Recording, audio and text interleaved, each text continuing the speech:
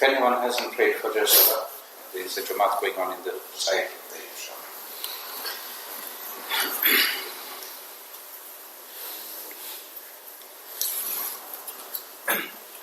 Bismillah ar-Rahman ar-Rahim.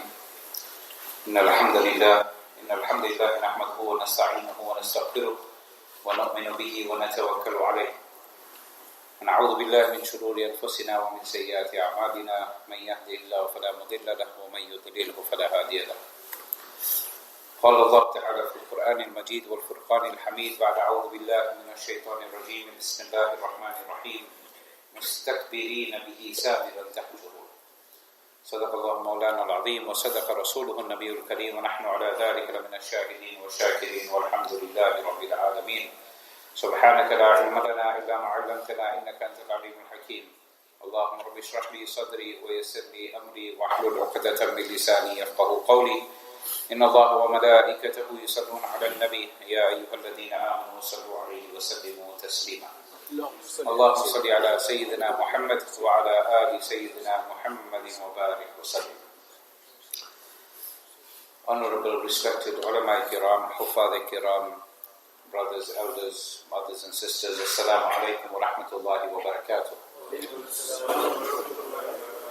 At least, mashallah, you guys are more awake than I am, so I have to stay awake now.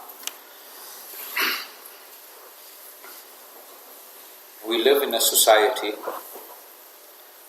in a time where man is always looking to try and comfort the soul.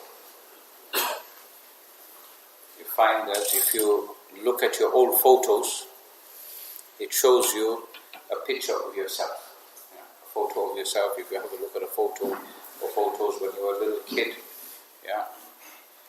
no matter how bad quality that camera may have been, but it showed the little you. Okay?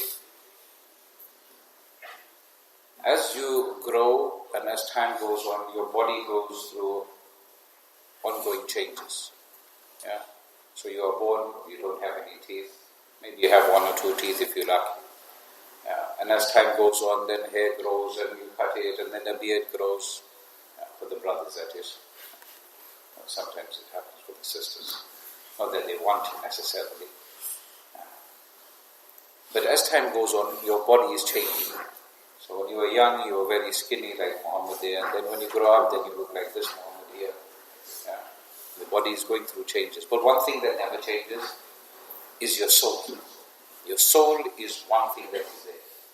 But what does happen is that sometimes the body, sometimes the soul, in searching for tranquility, in searching for peace, in searching for some sort of contentment, starts doing things to the body. So what do? First is, I've got a little scar here, a little blemish there. And this is not only the sisters. Nowadays you see a lot of guys using more makeup than the women are using.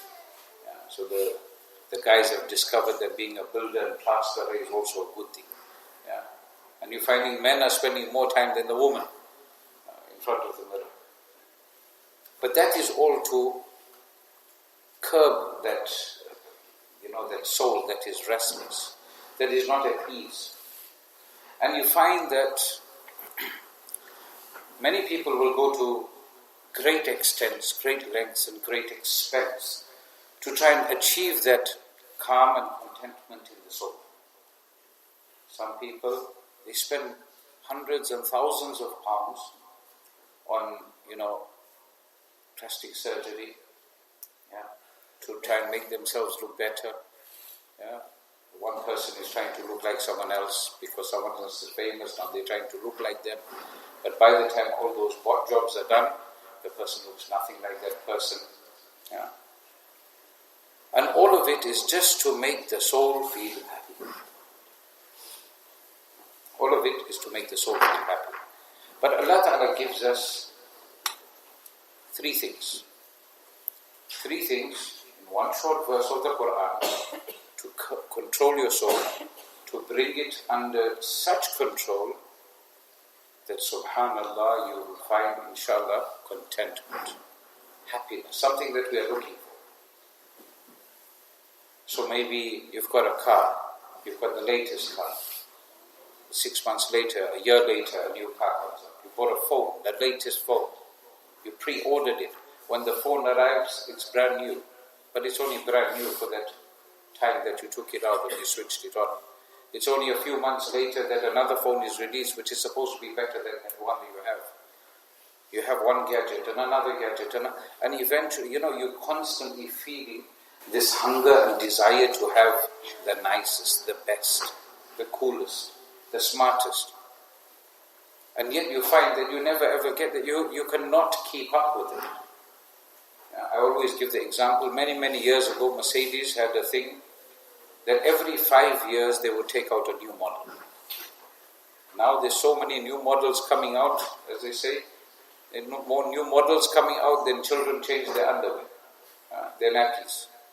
So every so often there's some new upgrade, there's some new gadget, there's something new.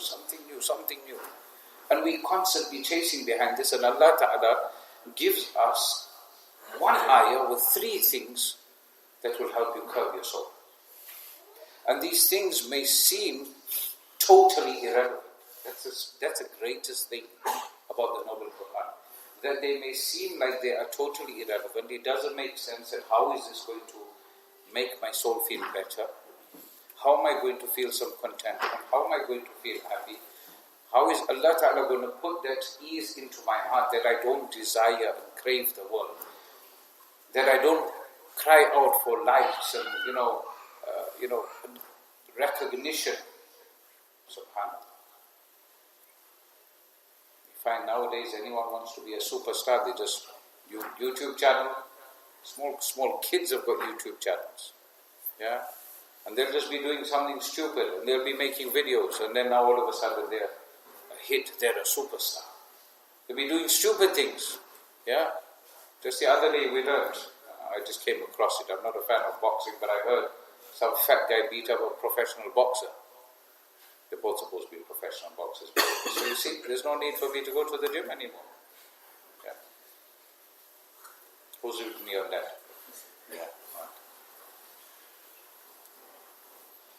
The thing is, Allah Ta'ala highlights 3 bad qualities that were amongst the Arabs.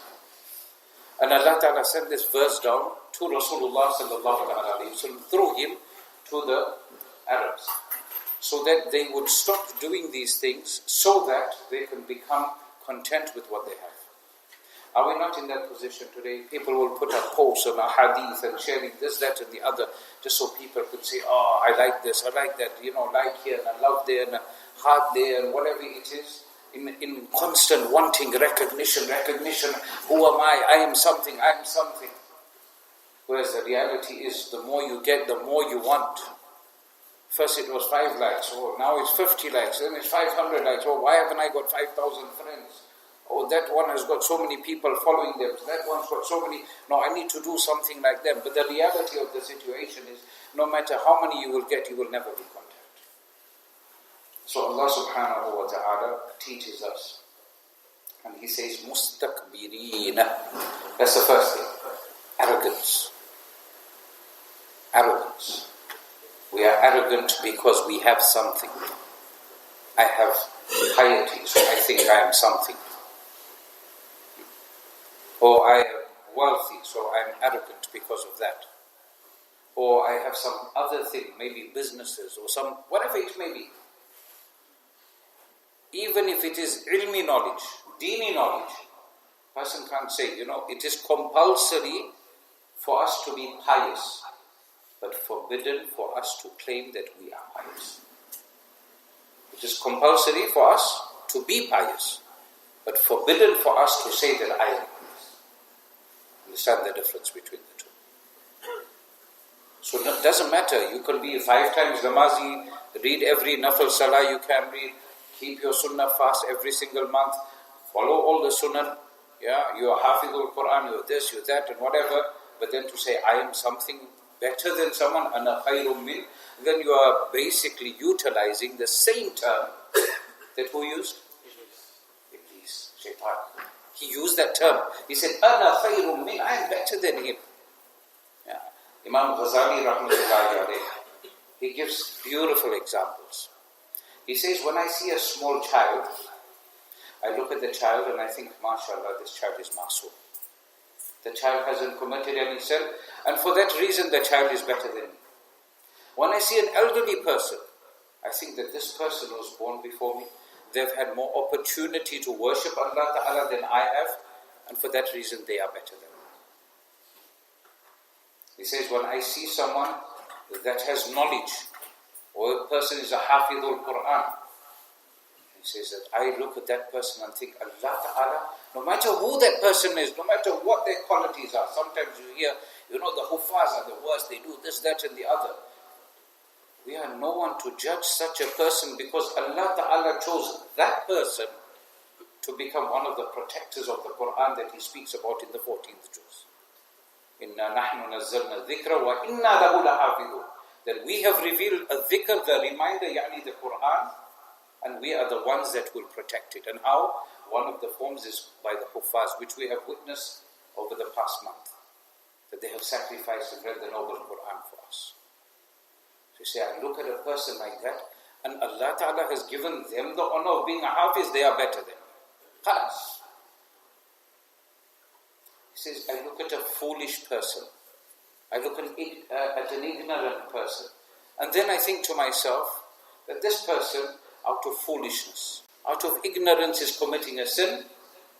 I have knowledge, and then I commit sin. How can I be better than that person? I'm not even as good as the foolish and ignorant one. These are points to think about. If we all had to adapt this, can you imagine what a better place the world would be? Yes? Or is everyone just sleeping with the eyes open? Because I feel like I'm sleeping with my eyes open.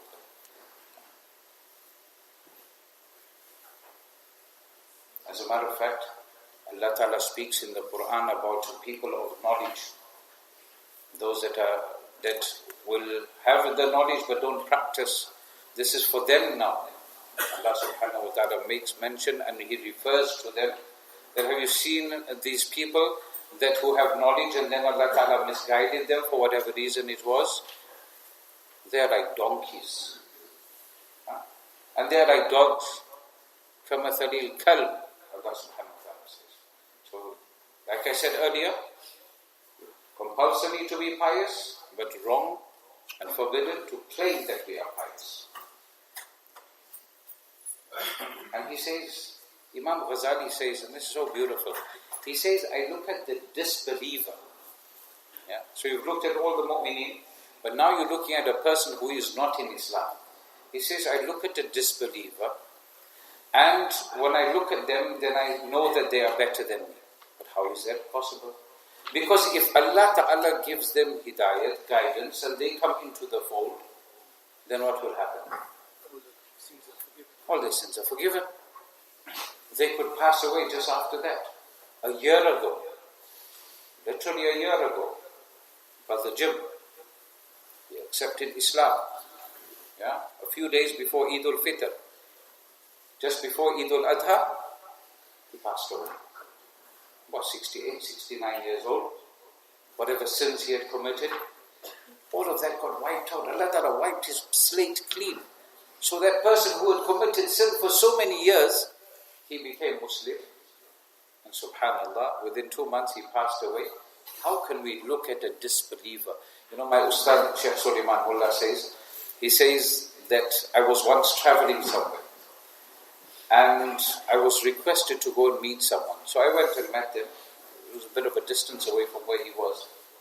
He says, when I went and met this brother, we were talking and what have you. He says, I reverted to Islam. But the person who brought me into Islam has today left Islam. I came